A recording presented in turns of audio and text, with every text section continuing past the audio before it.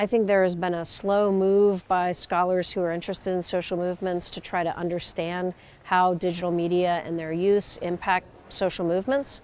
That's been stronger in some areas. For instance, communication and political communication scholars have been very interested in that question because they're primarily concerned with media to begin with. But social movement scholars who are trained in sociology or in political science have been really resistant, I think would be the best way to describe it, more resistant to trying to understand how digital media matters. So for instance, early in the study of digital media and online engagement, some senior scholars believed that the internet really wasn't going to affect protest that much in the end after all. And the idea was that basically protest required very close, personal, connected relationships, and that people didn't believe that you could accomplish those online, and so it wouldn't end up affecting protest.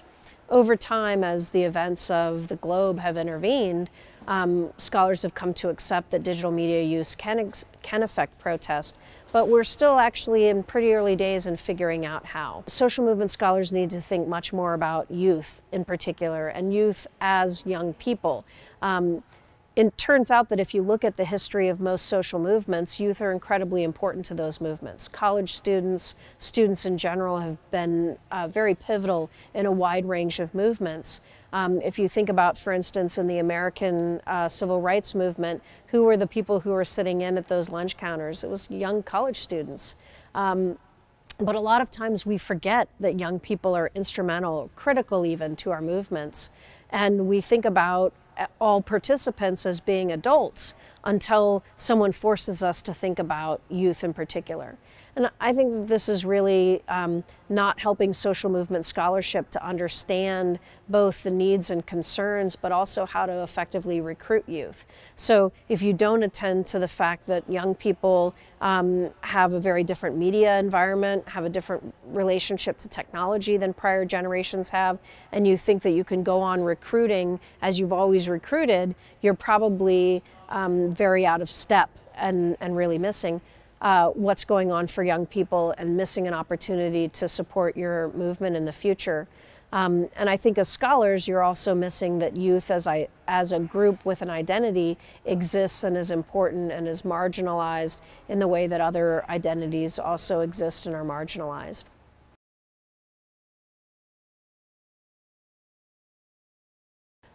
I think one of the misconceptions that a lot of people have about young people is that they're not very politically active. And part of this owes to research and public commentary that expresses and then sort of reinforces this view that youth aren't very politically active. But it turns out that youth are very politically interested and very politically active. So one of the major shifts that we've seen over the last several decades has been what some have described, such as Dalton or Dahlgren, as a shift from a dutiful citizen to an engaged citizen. And this has really meant that young people have gone from thinking about their primary obligation as citizens is to vote to one of their primary obligations as citizens is to resist and to protest. And that shift, if you're counting how many young people are voting, you can think that young people's activity levels have changed. But if you consider young people's involvement in protest, you realize that young people are actually quite involved. I think one of the things that is unique about the digital environment, it obviously allows, you can protest online or offline. Is that online, that engagement, the sort of minimum bar, what are the costs you have to bear in order to get engaged, can be much lower. And when those costs are lower, it's easier for people to participate. And what we know from research is that odds are more people will. And so young people are not just making this move into being more concerned about resistance and protest than, for instance, voting over the last several decades, but they're doing it at a moment where protest has never been more accessible. And I think that that's a really powerful opportunity that in sort of naysaying about youth activity, people miss that there's this huge moment of opportunity where the thing that generations of young people have been moving towards has now never been more open. And I think it's important for us to consider that as both social movement scholars, but also as activists or organizers. The other thing I'll say is that I think that there's a kind of activity online that young people are engaged in and that can be really important to social movement participation and engagement that a lot of people don't pay attention to. So this is a concept that came out of a research network that I was involved in that was funded by the MacArthur Foundation called Youth and Participatory Politics. And the idea of participatory politics is that there are ways to engage politically that are not just voting and protest, but have to do with talking with your friends, making media, remixing media, sharing media, that really integrates the media-rich life that young people have with politics. And thinking about, for instance, sharing things as a way of acting.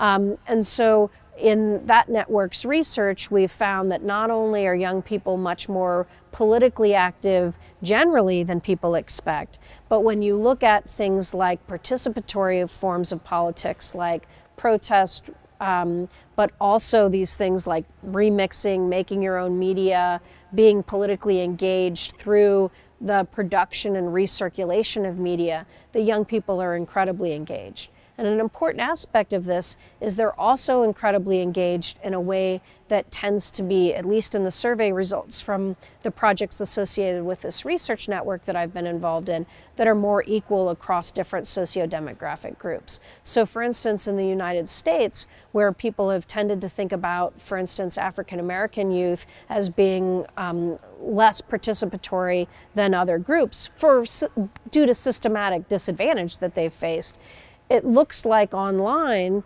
when you look at online forms of engagement like participatory politics, actually African-American youth are very engaged. They're sort of more engaged than you would expect, given how engaged other groups are.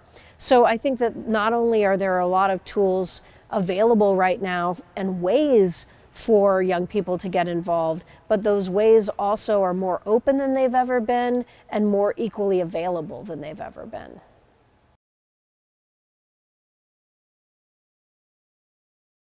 That research resoundingly shows that being invited to participate is one of the most important predictors of protest. So a lot of times we think that people's beliefs have to come before their participation, but there's growing evidence to believe that many people come to participate in social protest or political protest by being invited, not necessarily being committed to that cause, but then showing up, seeing what's going on, learning about that, experiencing that, and then becoming more committed to that cause. And so one of the first things that anyone, adults or other young people, can do to increase youth engagement is to invite them. And it sounds so simple, it really is, but when we don't specifically invite youth, we don't create a sense that this is a place for them, this is an activity for them, this is something they can do. And it's something that's powerful because you don't have to persuade someone to agree with your position before you invite them to go to something. You can just say, hey, I'm going to go do this thing. Do you want to go with me? And even if they weren't on board with you before that event, what the research shows is that they're more likely to be on board with you after that event. The other thing we can do that I think is also really important but very understudied is we can recognize that young people may come to activism through venues or pathways that people may not have considered. So there's some very interesting research being done on groups like the Harry Potter Alliance, which is an organization, an activist organization that attempts to convert fans into activists. And it basically says, if you fell in love with the story of Harry Potter because you liked this imaginary world, why don't you try to make that world, which was concerned about fairness and justice and the battle between right and wrong, try to make that happen in your life now. And that group has mobilized tens of thousands of young people to get involved in activism and to get civically engaged, who weren't, when they read the Harry Potter series, thinking about how do I become more politically engaged. They were thinking, I love this book.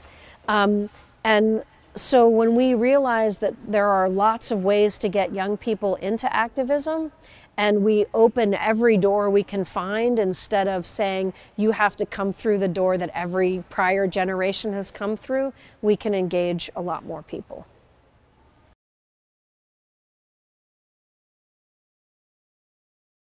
It's never been easier than it is now in most Western democracies to get involved into protest, either online or offline, but particularly online. And so I really have this kind of hopeful vision that social movement scholars and social movement activists and organizers can think about themselves as using digital media to throw open the doors for participation. One concern that people have had about online protest engagement and online political engagement more generally, which is I think the question we should be asking about all forms of political engagement, is in what ways is social inequality implicated in them? One school of thought for thinking about the way that social media or digital media are related to social inequalities is that digital media and social media just reflect those existing inequalities or in some way amplify them. But there's another way of thinking about this in which digital media may actually offset or try to work against some of those inequalities. And researchers who have been interested in the effects of what used to be called the digital divide, now often we're not talking about divides in access, but we're talking about second-order divides, which are divides in usage, skill, bandwidth, accessibility, as opposed to just pure access. Can I find the internet anywhere? What people who are interested in those first and second level divides have been interested in for a long time is basically, does the use of digital technologies amplify existing inequalities, or do they help to diminish or offset them?